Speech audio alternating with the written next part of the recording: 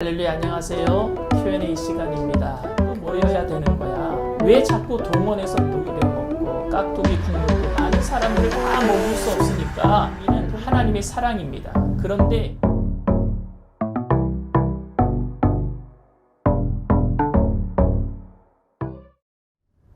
할렐루야, 안녕하세요. Q&A 시간입니다. 오늘 질문은 부모님 세대의 빨간 가방은 구역의 대소사를 함께하고 적극적으로 행동했는데 코로나 시대의 구역장의 역할은 무엇이며 어떠한 마인드로 어느 선까지 케어해야 할까요? 라는 질문입니다. 저희 어머니도 빨간 가방 출신이십니다. 당시 제가 어렸을 때 어머니께서는 가끔 사골국을 끓여 놓으십니다. 집을 비우시는 시간이 많으시니까 제가 학교 갔다가 돌아오면 밥만 있으면 영양가 있는 식사를 할 수 있도록 그렇게 사골국을 푹 끓여 놓으셨던 것이죠. 저는 그 사골국에 밥도 말아 먹고 라면도 끓여 먹고 깍두기 국물도 부어 말아 먹고 별의별 방법을 다 동원해서 맛있게 먹었던 기억이 있습니다. 당시 저희가 살았던 강동구 명일동에서 여의도까지 교구버스를 타고 갔었는데요. 당시 교구버스는 교회에서 운영비가 나오지 않았기 때문에 구역장이 전도한 사람 버스비까지 내어주고 탔어. 그래서 앉을 자리가 없어서 버스 복도에 간이 의자를 놓고 앉아서 갈 정도였습니다. 1시간 정도 가는 길에 어머니는 버스 안에서 마이크를 잡고 찬양 인도를 했었고 저도 가끔 옆에서 어머니의 마이크를 빼앗아 목청껏 찬양한 기억도 납니다.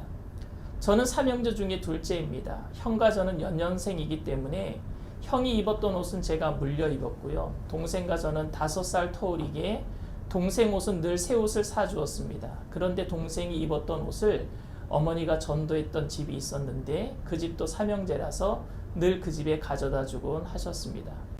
아버지도 남성 지역장이셨는데요. 일주일에 몇 번씩 저녁에 남성 예배를 인도하시고 지역 식구들과 함께 저녁 식사를 했던 기억이 있습니다. 혹시 지역과 구역에 무슨 일이 발생하면 함께 작정 예배를 드리고 구역 식구들의 경조사를 모두 챙기셨습니다. 한마디로 고향에 함께 살고 있는 친족들과 같았습니다. 즉 남의 일이 아닌 우리 가족의 일이기 때문에 모두 열정을 가지고 구역 모든 모임에 임했던 것입니다. 우리는 지금도 명절이면은 고향을 찾아갑니다. 고향을 찾는 이유는 단 한 가지입니다. 사랑을 나눌 수 있는 곳이기 때문입니다. 힘들게 살아왔던 것들에 대해 위로를 받을 수 있는 곳입니다. 누가 뭐래도 내 편이 있는 곳입니다. 즉 정이 넘쳐나는 곳이기에 차가 막혀도 고향을 찾아가는 것입니다. 그런 영적인 고향이 바로 우리의 구역입니다. 그런데 어느 순간부터 구역이 이런 고향의 역할보다는 힘들게 살아가는 성도들에게 또 다른 힘든 일을 시키는 곳이 되어버리고 말았습니다. 힘든데 왜 또 모여야 되는 거야? 왜 자꾸 동원해서 모이라고 하는데? 이런 말들 말입니다. 결국 모이는 동기까지 잃어버리게 되니까 모여서 은혜 받고 은혜를 나눌 수 있는 기회가 사라지게 되었습니다. 구역장들과 지역장들은 이런 모임을 이끌어가는 것이 너무 힘들고 그래서 개인적인 스트레스가 더욱 가중되기도 합니다. 그러다 보니 슬그머니 직책을 내려놓고 싶은 생각이 해마다 들고 직책을 수행하는 동안에는 특별히 코로나19라는 거리 두기를 해야 되는 상황에서는 소극적인 매뉴얼 안에서 움직이는 것도 괜찮겠다 싶은 생각도 듭니다. 그런데 저는 국장으로서 조직을 움직이는 매뉴얼을 여러분들에게 제시하지는 않겠습니다. 제도는 조직의 의미를 퇴색시킬 수 있습니다. 율법의 의미는 하나님의 사랑입니다. 그런데 그것을 제도화시킨 것이 율법주의입니다. 그러니 의미는 사라지고 형식만 남게 된 것입니다. 구역의 의미도 하나님의 사랑입니다. 그런데 구역이 제도화되면서 서로 힘이 되는 것이 아니라 힘들게 만드는 곳이 되고 말았습니다. 모든 구역이 그렇다는 것이 아니라 힘들게 된 구역이 있다라는 말입니다. 그러면 어떻게 하면 좋을까요? 다시 진정한 의미를 되찾아야만 합니다. 오병이어 기적에 보면 제자들이 먼저 예수님께 요청하는 장면이 나옵니다. 저 많은 사람들을 다 먹일 수 없으니까 동네에 가서 각자 먹고 오라고 하지요.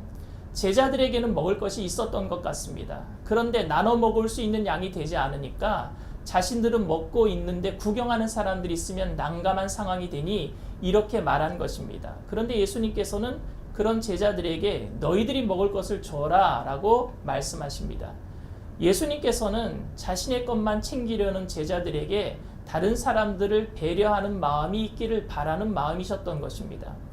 예수님의 이 마음을 눈치챘는지 빌립이 이 사람들을 먹이려면 200데나리온이나 필요합니다 라고 말합니다. 이 말은 먹이고 싶은데 돈이 없습니다 라는 말로 들립니다. 그러니까 조금 전까지는 그들을 먹일 마음도 없어서 동네에 가서 각자 먹도록 합시다 했던 빌립이 예수님의 말씀을 듣고 마음이 조금 바뀐 것입니다. 그리고 안드레도 군중 속으로 들어가서 어린아이가 가져온 보리떡 5개, 물고기 2마리를 가지고 와서 이것밖에 없는데 이것으로 어떻게 먹일 수 있겠습니까? 라고 자신 없이 예수님께 요청합니다. 20세 이상 남자만 5,000명입니다. 여자와 어린아이까지 합치면 2만에서 3만 정도 되는 무리입니다. 그런데 그들 중에 정말로 도시락 싸온 사람이 이 어린아이 하나였겠습니까? 제자들도 함께 먹기 싫어서 각자 동네에 가서 먹고 오도록 합시다 했을 정도인데 다른 사람들은 오죽이나 했겠습니까? 아무것도 모르는 어린아이만 자기 도시락을 안드레에게 준 것 아닙니까?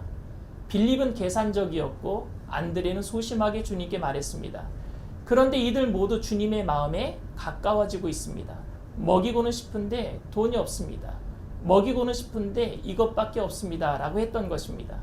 예수님께서 무리를 불쌍히 여기시는 마음을 조금이라도 알기 시작한 제자들 앞에서 예수님께서는 보리떡 5개, 물고기 2마리로 축사하시고 기적을 베풀어 주십니다. 상황이 안 되고 없어서 못하는 것이 아니라 마음이 없어서 못하는 것입니다. 예수님께서는 제자들에게 이것을 가르쳐 주고 싶으셨던 것입니다. 저는 구역의 활성화를 위해서 제도적인 개선을 모색하지는 않겠습니다. 코로나19 상황이기 때문에 무엇은 되고 무엇은 안 되는 단계별 행동 지침은 제가 말씀드리지 않아도 방역 수칙에 너무 잘 안내되고 있습니다. 저는 단지 예배에 집중하며 말씀을 통해 은혜가 넘쳐나고 원래 사랑의 의미를 다시 되찾을 수 있도록 모든 최선의 노력을 기울일 것입니다. 저는 저희 청장년국이 초대교회의 성령 충만한 역사, 순복음의 역사가 다시 일어나게 되기를 간절히 소원합니다. 여러분들의 구역에 또 여러분들 맡고 있는 구역장과 지역장의 모든 직임 위에 그런 은혜가 날마다 넘쳐나게 되기를 바랍니다. 할렐루야! 감사합니다. 다음 시간에 또 뵙겠습니다.